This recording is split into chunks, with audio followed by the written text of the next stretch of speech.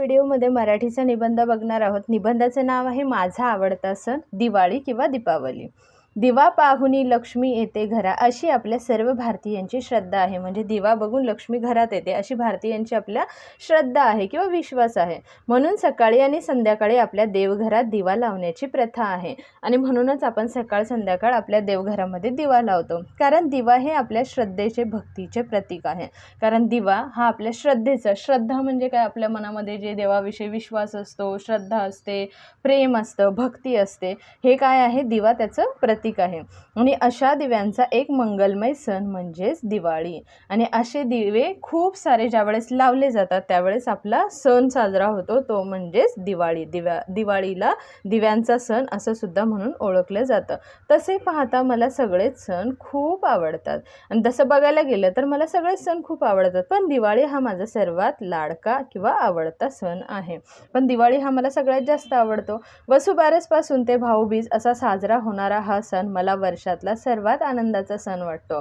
आणि दिवाळीची सुरुवात जी होते वसुबारसपासून ते भाऊबीजपर्यंत असा हा साजरा होणारा हा सण मला वर्षातला सर्वात आनंदाचा सण वाटतो। सगळीकडे दिव्यांची रांग लागलेली असते। रांग म्हणजेच काय, सगळ्यांच्या दारामध्ये दिवे लावलेले असतात, सगळीकडे दिवे लावले असतात, जसं वाटतं की दिव्यांची रांगच लावलेली आहे। पण त्या निरांजने समईमधून अखंड तेवणाऱ्या ज्योती यामुळे सगळीकडचे वातावरण प्रकाशित झालेले असते।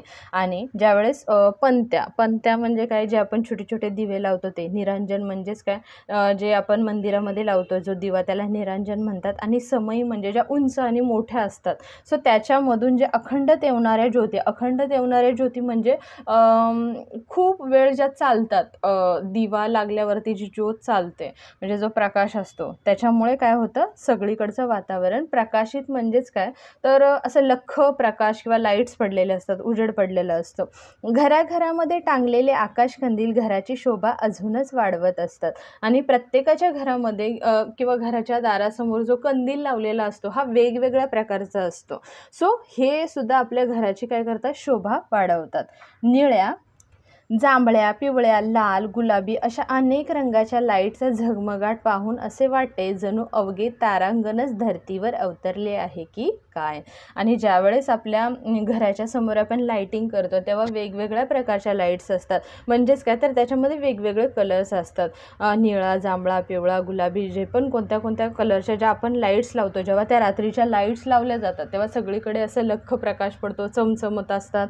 म्हणजे आता तर खूप वेगवेगळ्या प्रकारच्या लाईट्स आलेल्या आहे। सो त्याच्यामुळे जणू काही तारांगणच म्हणजे काय, तर जसं की चमचमणारं जे आकाशामध्ये जसं चांदण्या चमचमतं, जसं की आभाळच खाली येऊन आपला म्हणजे प्रकाश देत आहे किंवा चमचमत आहे असं वाटतं।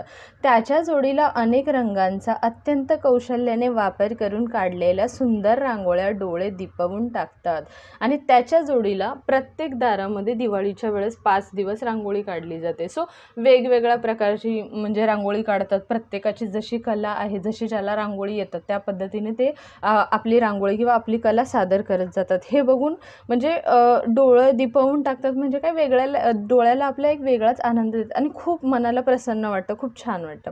लहान मुलांचा आनंद, पाहुण्यांची वर्दळ, महिलांची लगबग यामुळे सगळीकडेच उत्साहाचे वातावरण असते। आणि दिवाळी असल्यामुळे ऑब्व्हियसली लहान मुलं खूप खुश असतात, कारण शाळेला सुट्टी असते, वेगवेगळा खाऊ मिळत असतो, नवीन कपडे मिळत असतात, फटाके उडवायला मिळत असतात, त्यामुळे लहान मुलं खूप आनंदी असतात। पाहुण्यांची वर्दळ म्हणजे दिवाळीचा फराळ देण्यासाठी जी पाहुण्यांची वर्दळ लागलेली असते। वर्दळ म्हणजेच काय, लोकांचं येणं जाणं। महिलांची लगबग, त्यामुळे ऑब्व्हियसली घरामध्ये महिलांना जास्त काम असतं, मग महिलांची काय होते, लगबग होते, यामुळे सगळीकडं उत्साहाचं, त्यामुळे सगळेच खुश असतात। या सणातील प्रत्येक दिवसाचे स्वतःचे असे वैशिष्ट्य आहे आणि हा जो सण आपण 5 दिवस साजरा करतो त्या प्रत्येक 5 दिवसाचं स्वतःचं असं एक वेगळं वैशिष्ट्य आहे।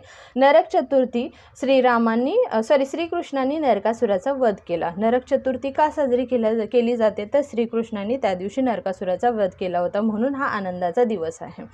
श्रीरामांनी रावणावर विजय मिळवला आणि तब्बल 14 वर्षांनी ते अयोध्येमध्ये परत आले आणि त्यांच्या स्वागतासाठी अयोध्येतील लोकांनी सगळीकडे दिवे लावले होते.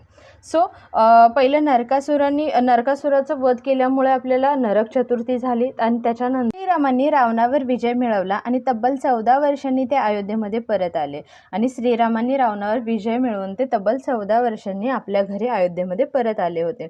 त्यांच्या स्वागतासाठी अयोध्येतील लोकांनी सगळीकडे दिवे लावून दिवाळी साजरी केली आणि त्याचमुळे सगळ्या लोकांनी त्यांचा आनंद किंवा त्यांचं स्वागत करण्यासाठी अयोध्येतील लोकांनी स्वतःचा आनंद दाखवण्यासाठी आणि श्रीरामांचं स्वागत करण्यासाठी सगळ्यांच्या दारापुढे दिवे लावून म्हणजे हा जो क्षण आहे तो साजरा केला आणि त्याचमुळे दिवाळीची परंपरा सुरू झाली.